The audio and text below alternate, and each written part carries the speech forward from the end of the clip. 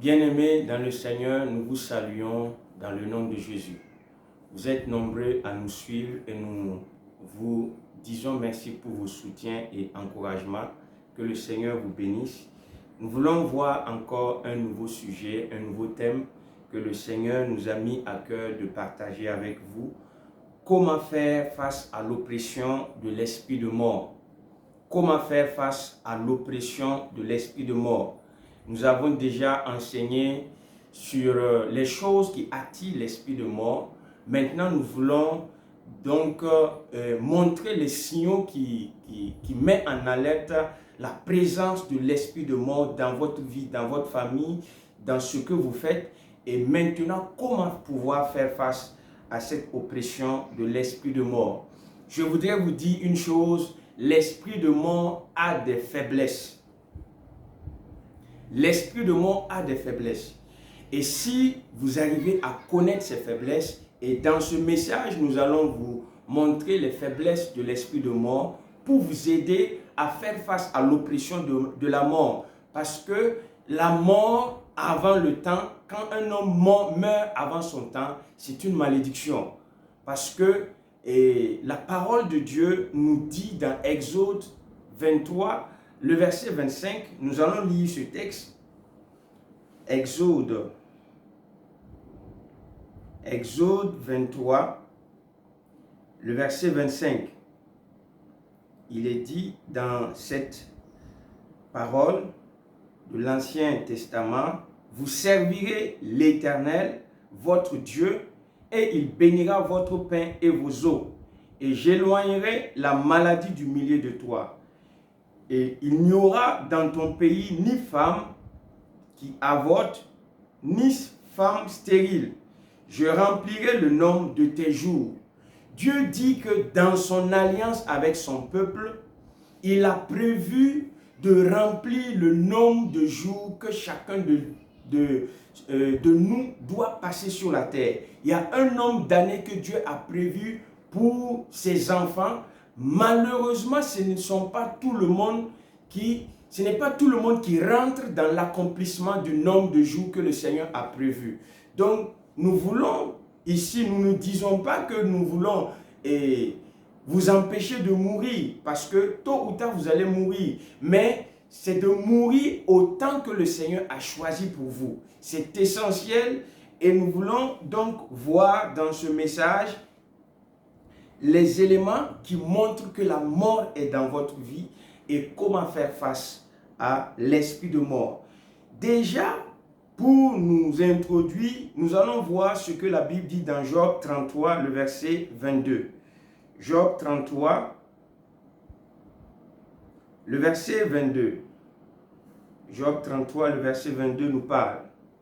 On nous parle d'un homme qui est malade et on nous dit que dans le verset 21 déjà, sa chair se consume et disparaît. Ses os qu'on ne voyait pas sont mis à nu. On parle d'un état d'une personne qui est malade.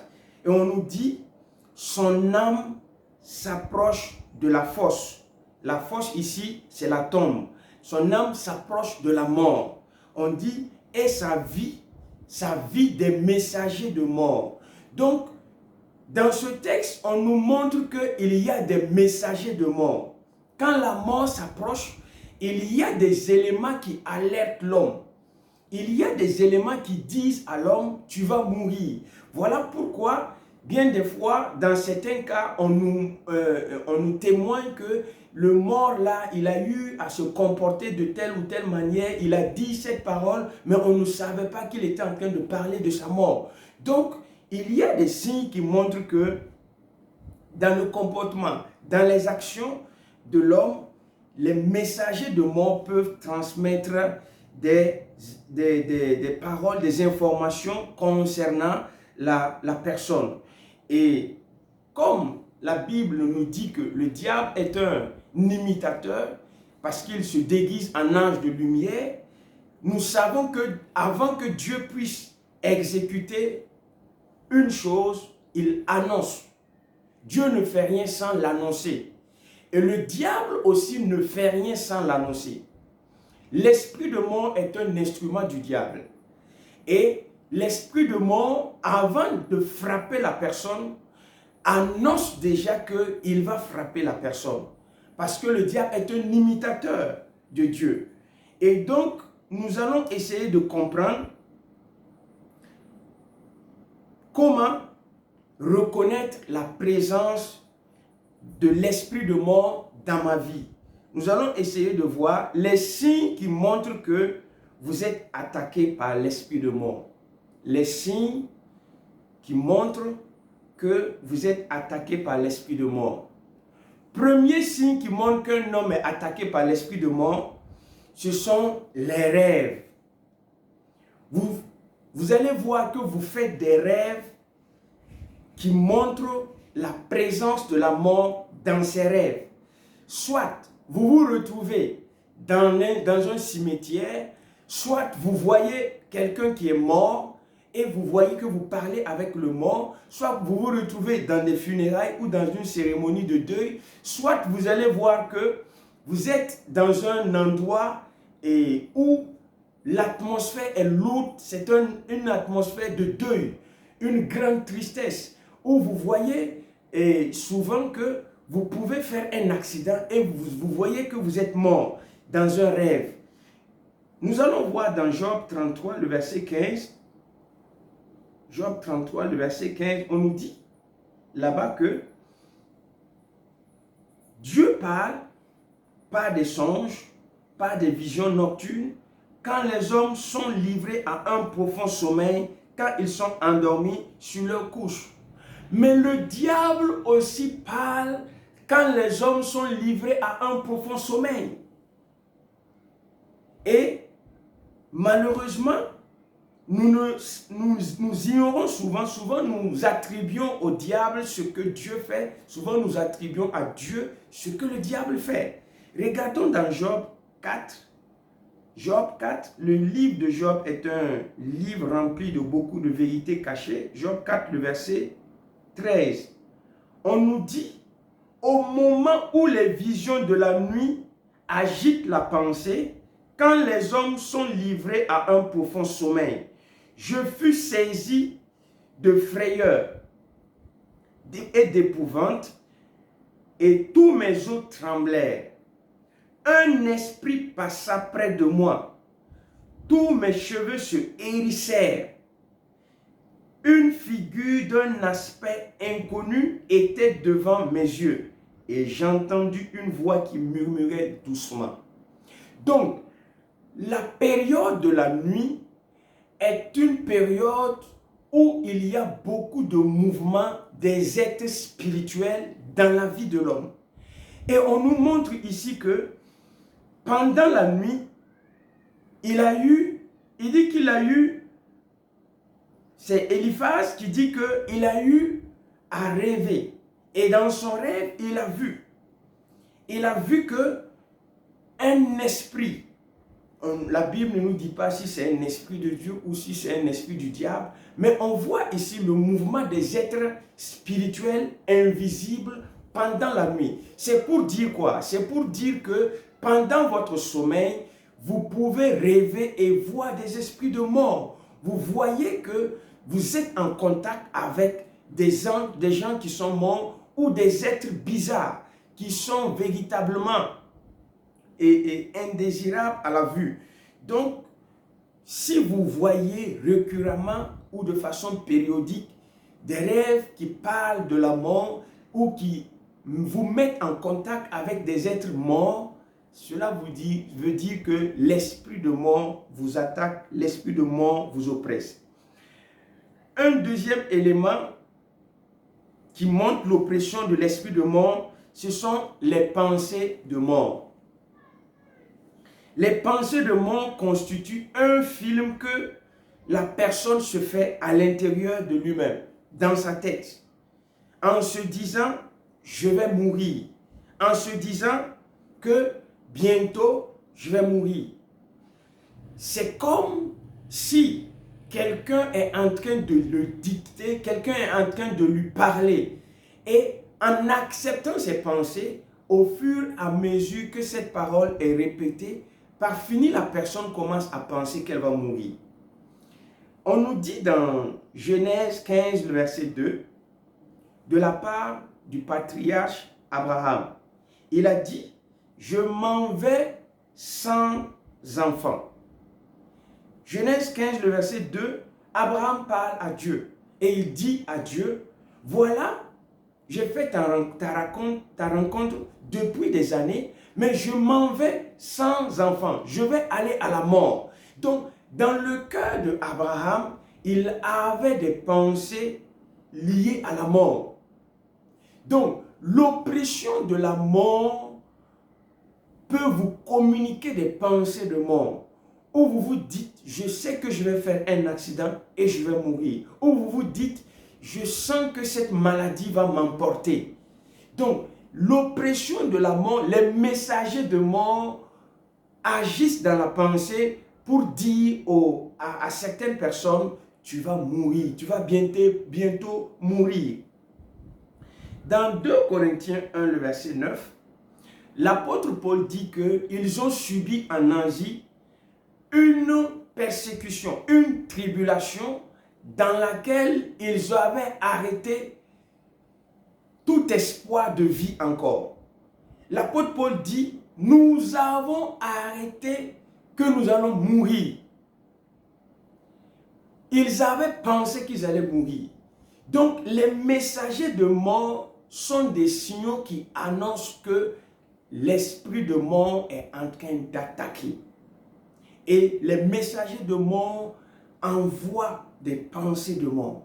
Vous pouvez être là et vous dites, est-ce que mon enfant ne va pas mourir? Est-ce que mon mari ne va pas mourir? Et si mon père mourait? Ce sont des pensées comme cela, subtiles. Et si mon père mourait aujourd'hui? Qu'est-ce que je vais faire?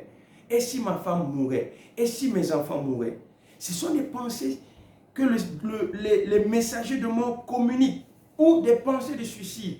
Où vous vous dites, mais si je mourais, c'était mieux. Parce que ma vie n'a pas de sens. J'ai l'impression que tout ce que je fais, ça ne marche pas.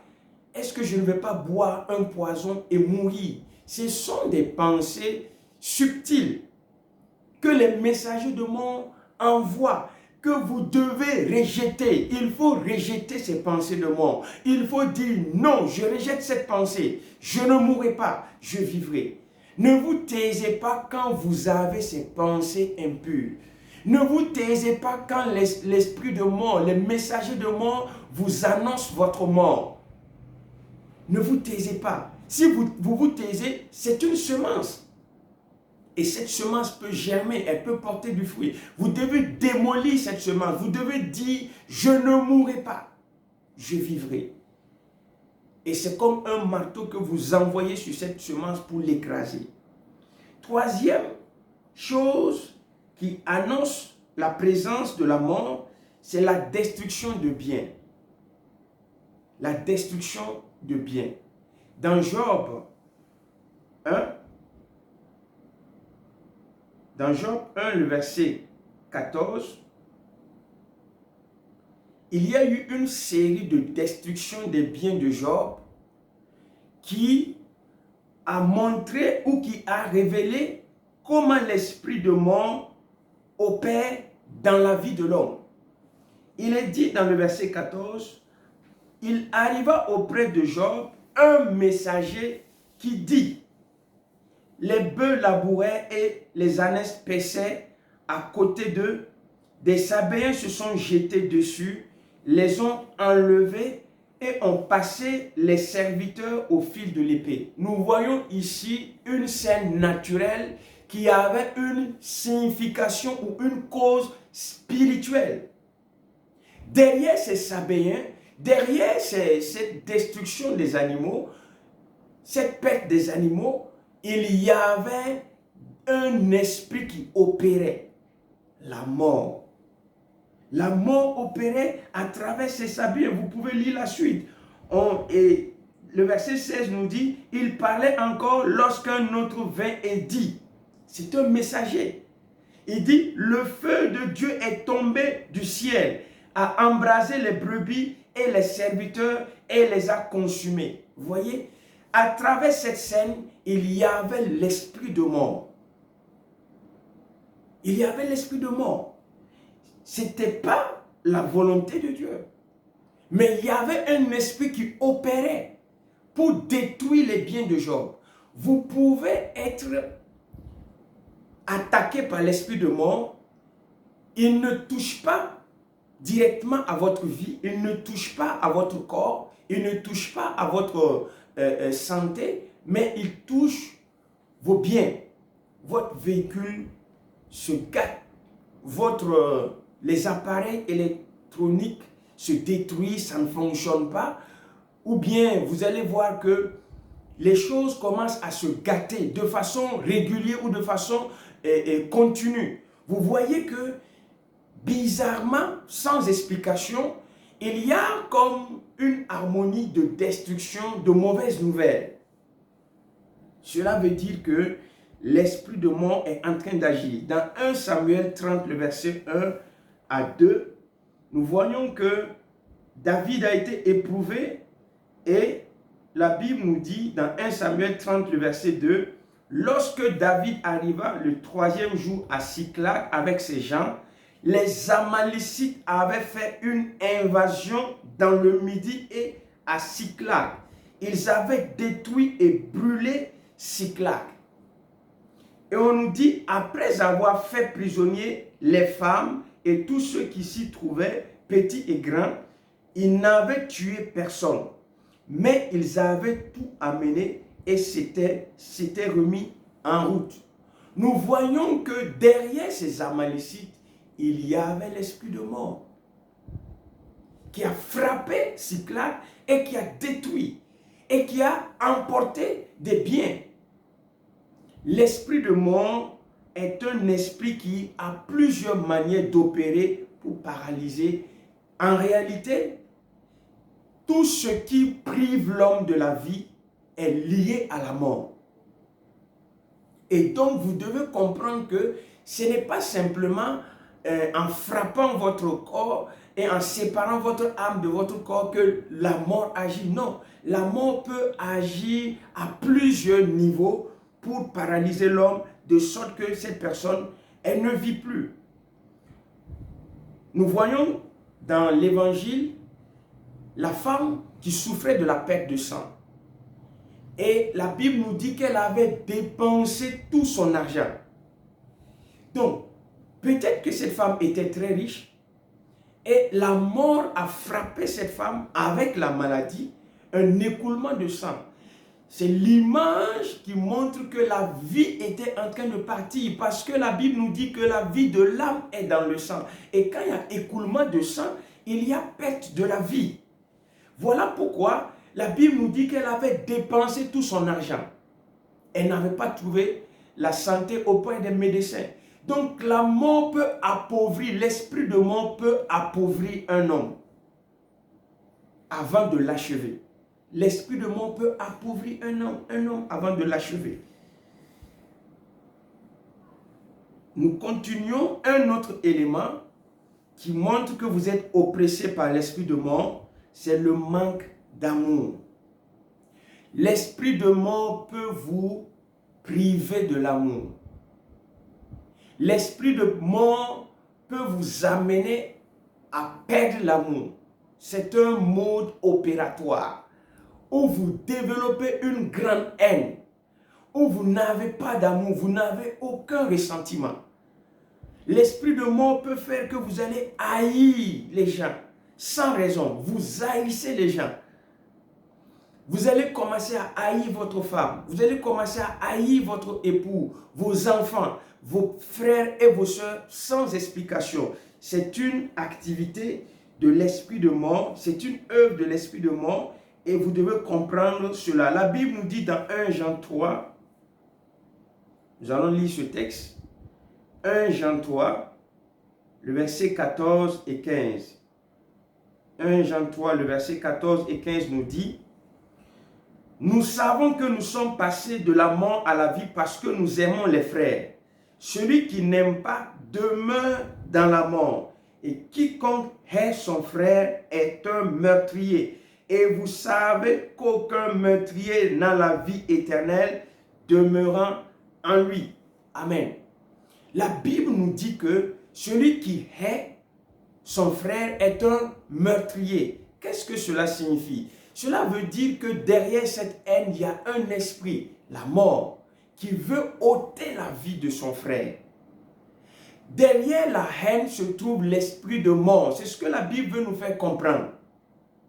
Parce que l'esprit de vie, qui est l'esprit de Dieu, est un esprit d'amour. Et là où il y a l'esprit de haine, là se trouve l'esprit de mort. Donc, l'esprit de mort est la cause de la haine dans les foyers et donc la cause de la division dans les familles. La cause des divorces, c'est l'esprit de mort qui tue les mariages, qui tue les relations humaines par la haine. C'est l'esprit de mort, quand il est là, il appauvrit vos relations. Vous n'aimez plus personne. Vous n'avez plus envie de parler à personne. Vous voulez vous isoler. Et certaines personnes peuvent s'enfermer toute la journée seules dans leur chambre ou bien avec leur téléphone parce que l'esprit de mort les oppresse. Ils ne veulent pas parler à quelqu'un. Ils ne veulent pas sentir l'odeur de quelqu'un. Ils veulent rester seuls. L'isolement. C'est un esprit qui est en train de vous isoler pour vous affaiblir afin de vous ôter la vie. Donc, nous devons comprendre aussi cela. Un autre signe qui montre que vous êtes attaqué par l'esprit de mort, c'est une très grande peur et des insomnies. Si vous avez une très grande peur et des insomnies, cela vous dit que vous êtes oppressé par l'esprit de mort. Si vous êtes influencé par une très grande peur et des insomnies, je voudrais vous dire une chose, l'esprit de mort n'est pas loin. Il n'est pas loin de vous. Job 18 nous parle. Le livre de Job, c'est un livre hautement spirituel qui révèle des lois spirituelles et des principes spirituels. Job 18, le verset 11 nous dit: des terreurs l'assiègent, l'entourent, le poursuivent par derrière. C'est Bildad qui parle et il dit qu'un homme peut arriver à un moment de sa vie où des terreurs l'assiègent, l'entourent, le poursuivent par derrière. Regardez ce que Job lui-même va dire. Nous sommes toujours dans le livre de Job.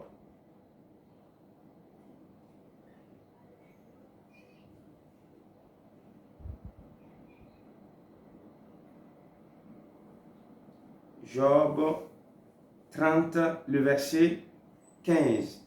Il est dit: les terreurs m'assiègent, ma gloire est emportée.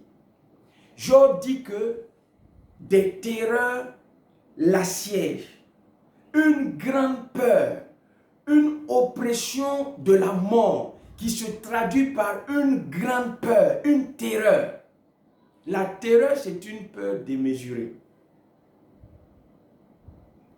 Et il dit que les terreurs m'assiègent, ma gloire est emportée. Donc, quand vous avez peur, vous ne pouvez pas dormir. Les insomnies sont causées par cette grande peur. Vous ne pouvez pas dormir. Vous avez l'impression que quand vous fermez les yeux, il y a des gens qui vous apparaissent. Quand vous fermez les yeux, vous avez l'impression qu'il y a des êtres bizarres qui sont à côté de vous. Donc, ce sont des signes qui montrent l'influence de l'esprit de mort. Regardez ce que l'épître aux Hébreux nous dit. Hébreux 2, le verset 15. Hébreux 2, le verset 15 nous parle. Il est dit qu'il délivra, je veux raccourcir le verset, et qu'il délivra tous ceux qui par la crainte de la mort étaient toute leur vie retenus dans la servitude. On nous dit que par la crainte de la mort, le diable a rendu plusieurs personnes esclaves. La servitude. Qu'est-ce que cela veut nous faire comprendre? Cela veut nous faire comprendre que derrière cette grande peur qui vous anime, qui anime certaines personnes, il y a un esprit qui est en train de vous dominer, qui est en train de vous contrôler, de sorte que vous n'êtes plus libre. Vous avez l'impression que toute nourriture que vous mangez va vous empoisonner. Toute boisson que vous buvez va vous tuer. Vous avez l'impression que vous n'êtes jamais trop en sécurité. Vous avez l'impression que même quand vous êtes en circulation, vous allez faire un accident. Ce sont des choses qui traduisent l'oppression de l'esprit de mort. Et pour terminer avec les signaux qui annoncent que vous êtes oppressé par l'esprit de mort, je voudrais dire que l'esprit de mort peut influencer votre corps. L'esprit de mort peut influencer le corps de l'homme. Il peut l'influencer par la fièvre. Vous avez une forte fièvre. Il y a des fièvres qui ne sont pas naturelles. Il y a des fièvres dont la Bible parle que Jésus menaça la fièvre de la belle-mère de Pierre. Ce n'était pas une fièvre naturelle, c'était un esprit de mort qui était derrière cette fièvre. Donc l'esprit de mort peut faire monter votre tension. L'esprit de mort peut faire baisser votre tension.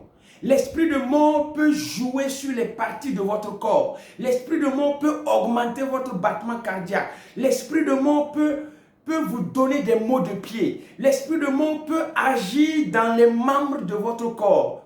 De sorte que vous voyez que vos membres se comportent de façon bizarre. Regardez cette illustration. Dans Matthieu 12, le verset 10. Dans Matthieu 12, le verset 10.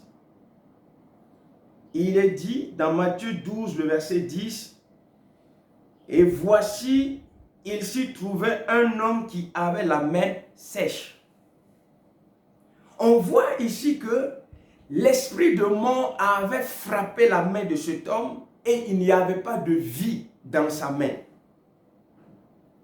Tous les éléments de son corps fonctionnaient bien sauf sa main. Et l'image est encore parlante. On parle d'une main sèche. Ce qui est sec, c'est ce qui n'a pas de vie. Il n'y a pas d'eau, il n'y a pas d'humidité dans ce qui est sec. Donc sa main n'avait pas de vie. Sa main ne pouvait pas travailler parce que la mort avait frappé sa main. De sorte qu'il était paralysé. Donc l'esprit de mort peut frapper un domaine de votre corps et vous allez dépenser beaucoup d'argent. Et ça ne marche pas. Ça ne marche pas. Voilà pourquoi je ne dis pas que forcément tout ce qui vous arrive dans votre corps, c'est l'esprit de mort. Non. Mais je voudrais simplement ouvrir vos yeux pour vous donner de comprendre que il y a des douleurs, il y a des fièvres, il y a des maladies cardiaques qui sont juste le résultat de l'oppression de l'esprit de mort, où la tension monte à un niveau extrême, où le battement cardiaque est très fort, où la fièvre est très élevée, etc., etc. Comment faire face à l'esprit de mort? Comment faire face? Comment faire face? Quelqu'un peut chercher à savoir comment nous avons fait pour pouvoir comprendre cela avec les expériences de conseiller et de prier pour les gens, avec les expériences de prier pour la délivrance de certaines personnes et l'étude de la parole de Dieu. Cela a révélé que si vous étudiez bien les mêmes cas et les mêmes symptômes, vous allez voir que ce que la Bible dit et ce que les expériences nous montrent, la parole de Dieu est la vérité et elle est confirmée par ce que nous voyons sur le terrain. Comment faire face à l'esprit de mort? Je voudrais, avant d'aborder ce point, noter que le royaume des ténèbres est dirigé par le diable. Et c'est une entité très complexe. La Bible nous parle du mystère de l'iniquité. Ça veut dire que connaître le mystère de Christ, connaître le mystère de la foi, sans connaître le mystère de l'iniquité, ne va pas nous permettre d'être victorieux dans le combat spirituel. Parce que l'apôtre Paul dit, car nous n'ignorons pas les ruses du diable. Ça veut dire qu'il connaissait le mode opératoire du royaume des ténèbres. Si vous connaissez comment Dieu opère, sans connaître comment le diable opère, vous allez faillir à quelques moments. Même l'apôtre Paul qui dit que nous n'ignorons pas comment le diable opère, il dit que plusieurs fois, lui, il a voulu faire des choses, mais le diable l'a bloqué. Satan m'a empêché 2 ou 3 fois. C'est ce qu'il dit dans 1 Thessaloniciens 2. Satan m'a bloqué. Donc, nous devons comprendre que c'est le temps où Dieu veut nous révéler des vérités pour que nous puissions exercer le combat spirituel. L'esprit de mort a des faiblesses. C'est la bonne nouvelle que je voudrais vous annoncer. L'esprit de mort a des faiblesses. Et le jour où j'ai découvert cela, j'ai arrêté de paniquer quand je suis oppressé par l'esprit de mort. J'ai eu au moins 3 fois où la mort m'a frappé de façon physique, où j'ai vu que j'étais en train de mourir.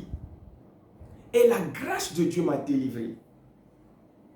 J'ai vu ça. Donc, je ne suis pas en train de parler de ce que je ne connais pas. J'ai vu plusieurs fois la mort. Et vous ne pouvez pas être dans l'œuvre de Dieu sans croiser la mort. Vous ne pouvez pas être quelqu'un qui dirige une église. La Bible dit que les portes du séjour des morts ne prévaudront point contre elle. L'ennemi de l'église, c'est l'esprit de mort. Et si vous êtes un pasteur, votre combat quotidien, c'est un combat contre l'esprit de mort. Oui. Donc, je ne dis pas ce que je ne connais pas ou ce que je ne comprends pas. Regardons dans la parole de Dieu les faiblesses de l'esprit de mort. Cela va vous donner de pouvoir faire face à cette oppression de la mort. Dans 1 Corinthiens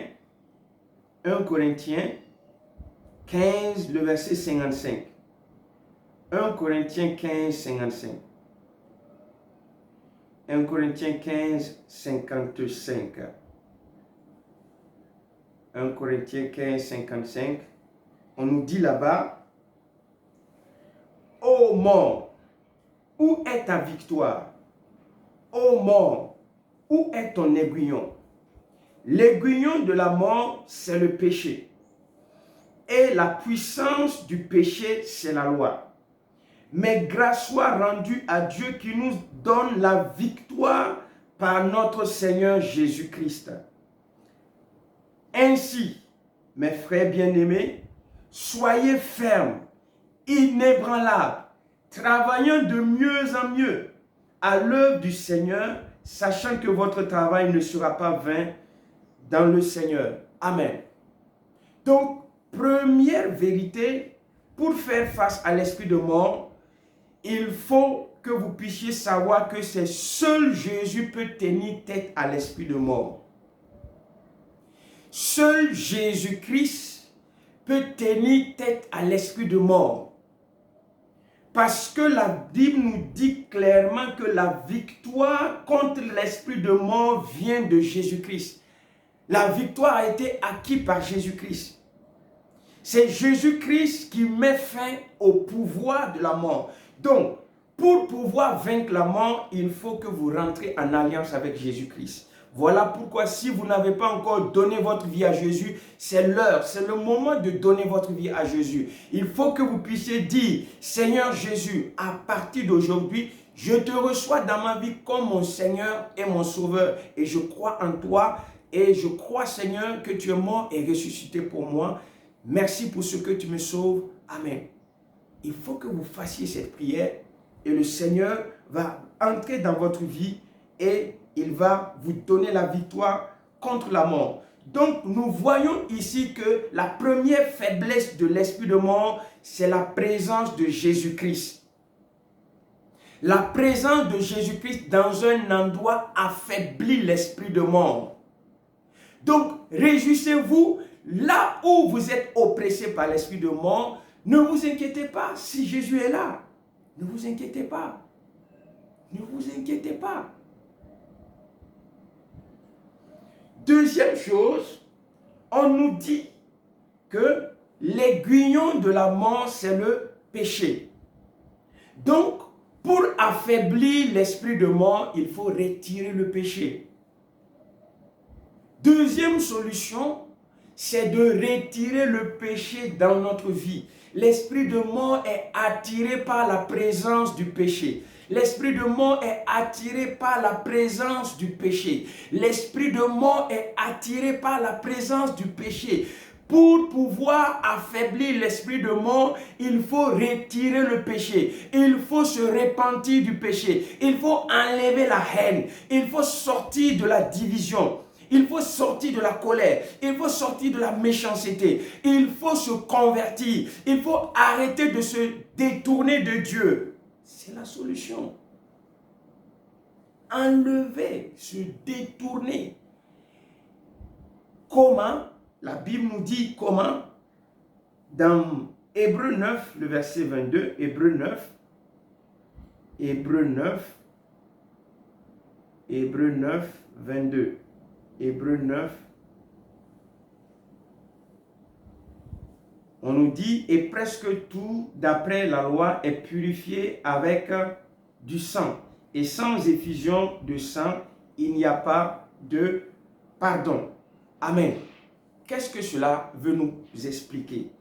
On nous dit que sans effusion de sang, il n'y a pas de pardon. Jésus-Christ est mort sur la croix afin de répandre son sang pour arrêter le pouvoir de l'esprit de mort. Donc, en rentrant en alliance avec Jésus-Christ, quand vous péchez, la Bible nous dit dans 1 Jean 1, le verset 9, que quand nous confessons nos péchés, il est fidèle et juste pour nous pardonner et pour nous purifier. Et c'est son sang qui nous purifie. Donc, quand nous nous reconnaissons coupables, nous enlevons le péché. Et Jésus-Christ maintenant va affaiblir l'aiguillon que la mort avait pour pouvoir ôter notre vie. Il n'a plus cet aiguillon, il est paralysé. Il ne peut plus agir. Amen. Regardez ce que la Bible nous dit encore comme élément de victoire.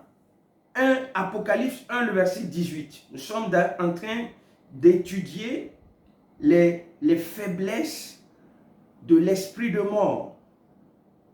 Les faiblesses de l'esprit de mort. On nous dit dans Apocalypse 1, le verset 18, « Je suis le premier et le dernier et le vivant. J'étais mort et voici, je suis vivant au siècle des siècles. Je tiens les clés de la mort et du séjour des morts. » Il dit, je tiens les clés de la mort. Les clés, ça veut dire que la mort a plusieurs portes. La mort opère de plusieurs manières.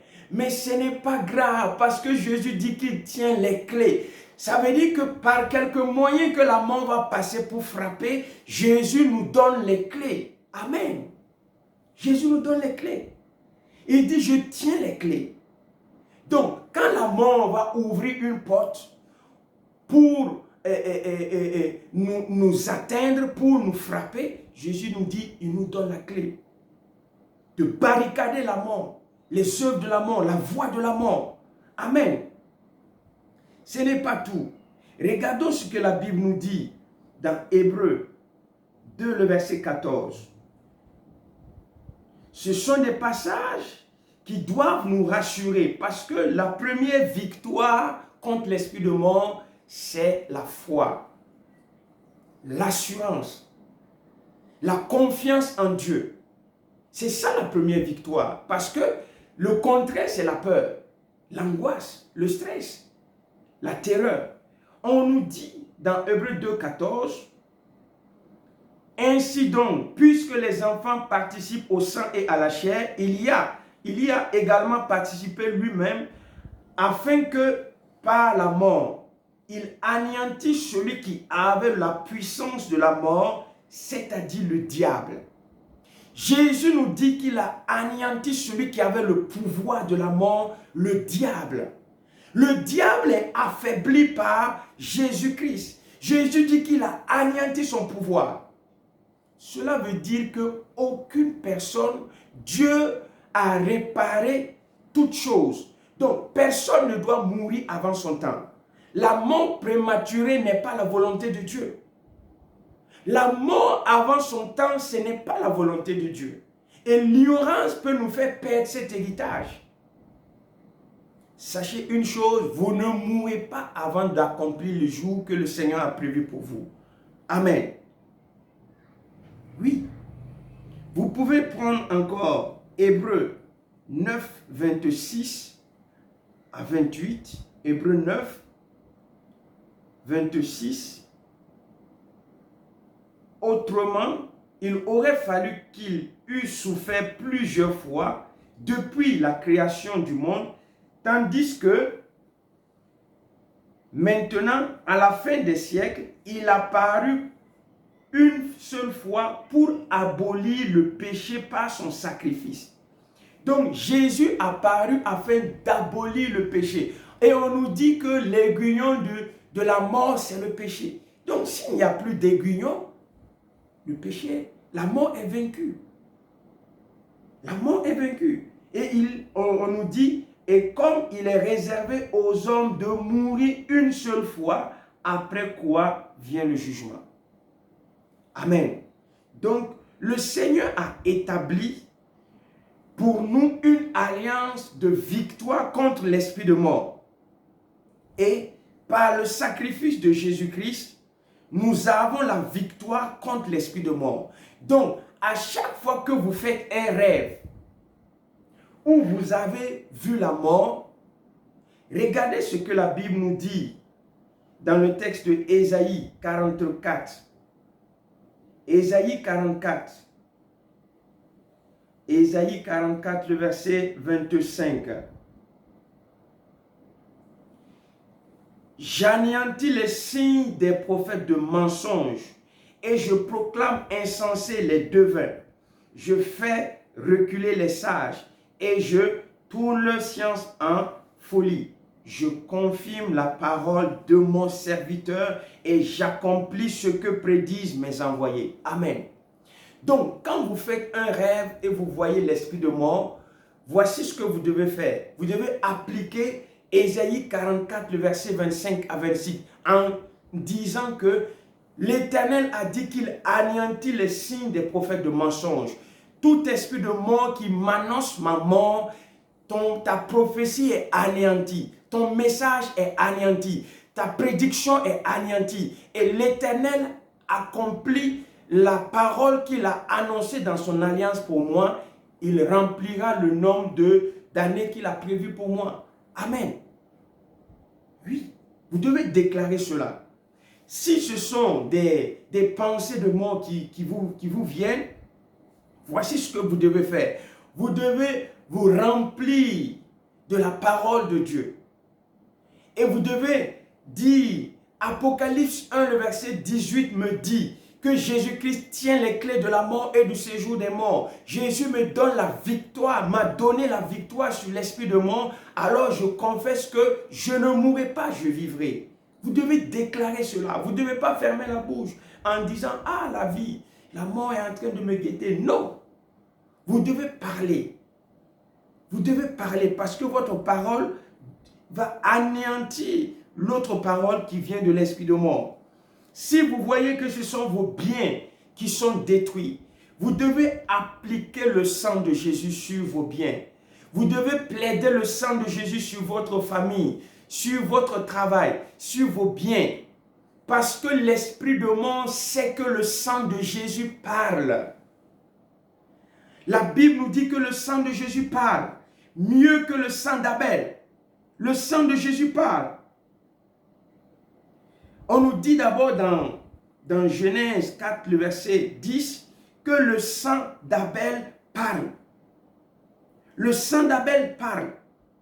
Et dans Hébreux 9, le verset 13 à 14, on va le lire, Hébreux 9, le verset 13 à 14. on nous dit, car si le sang des taureaux et des boucs et la cendre d'une vache répandue sur ceux qui sont souillés sanctifie et procure la pureté de la chair, combien plus le sang de Christ, qui par un esprit éternel s'est offert lui-même sans tache à Dieu, purifiera notre conscience des œuvres mortes afin que vous serviez le Dieu vivant. Amen. Donc là où est appliqué le sang de Jésus, il y a un témoignage de pureté. Là où est appliqué le sang de Jésus, il y a un témoignage de pureté. Un témoignage pour dire la chose est pure, elle n'est pas souillée. La chose ne peut pas être frappée de mort. Amen. Amen. Et regardez.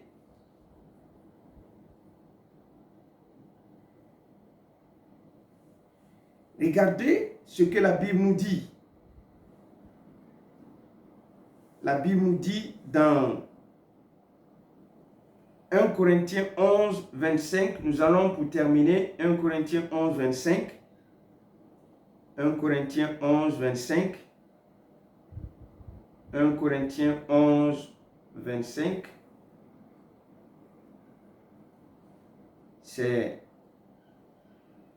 On nous dit, de même, après avoir soupé, il prit la coupe et dit, cette coupe est la nouvelle alliance en mon sang. Faites ceci en mémoire de moi toutes les fois que vous en boirez.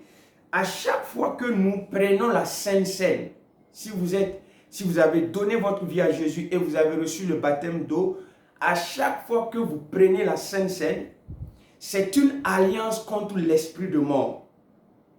La Sainte Seine montre que vous êtes dans une alliance avec Jésus-Christ. Et si vous êtes dans une alliance avec Jésus-Christ, Jésus-Christ témoigne contre l'esprit de mort. Jésus a anéanti le pouvoir de l'esprit de mort. Donc vous devez comprendre cela.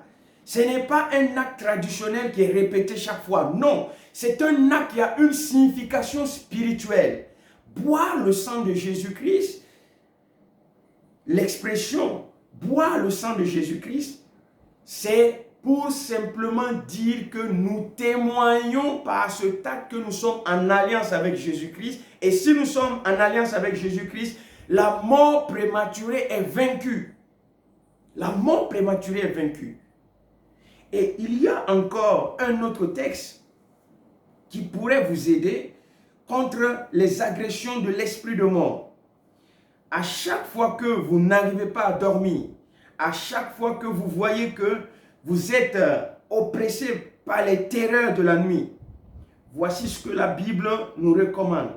Dans Colossiens 3, le verset 3, on nous dit que car vous êtes morts et votre vie est cachée avec Christ en Dieu. Amen. Car vous êtes morts et votre vie est cachée avec Christ en Dieu. Donc, notre vie est cachée avec Christ en Dieu. Ça veut dire que nous ne sommes pas à l'air libre. Notre vie n'est pas à l'air libre. Notre vie ne peut pas se retrouver dans une case ou bien un pot. Non.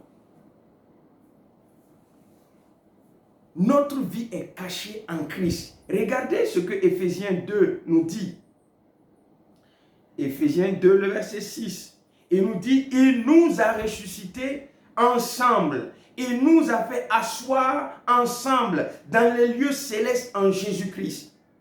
Le diable est un menteur. Quand vous voyez que vous êtes poursuivi dans vos rêves par des animaux, résistez cette parole. Déclarez, je suis ressuscité avec Christ et je suis assis dans les lieux célestes. Ce rêve est un mensonge. Et la Bible déclare qu'il anéantit les signes des prophètes de mensonges. Et vous annulez ce rêve bizarre. Amen. Si vous êtes rempli de haine, voici ce que la Bible nous dit. Si vous êtes rempli de haine, parce que la haine, c'est un élément de l'esprit de mort. On nous dit dans Romains 5, le verset 5, « Or, l'espérance ne trompe point, parce que l'amour de Dieu est répandu dans nos cœurs par le Saint-Esprit qui nous est donné. Amen.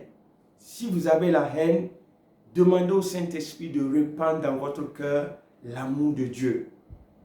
Amen. Demandez au Saint-Esprit de répandre dans votre cœur l'amour de Dieu. Et si vous êtes attaqué dans votre cœur, dans votre corps plutôt, par la fièvre, par la tension, par le diabète, par des maladies, vous devez exercer votre autorité. La Bible déclare dans Luc 10, 19, « Je vous donne le pouvoir de marcher sur les serpents et sur les scorpions et sur toute la puissance de l'ennemi et rien ne pourra vous nuire. » Donc, exercez votre autorité.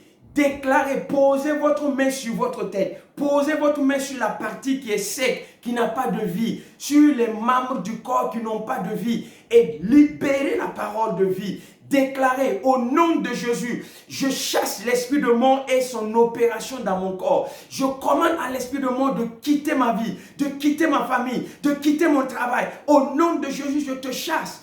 Déclarez cette parole. Mettez votre foi en action en parlant, en disant ce que la Bible dit.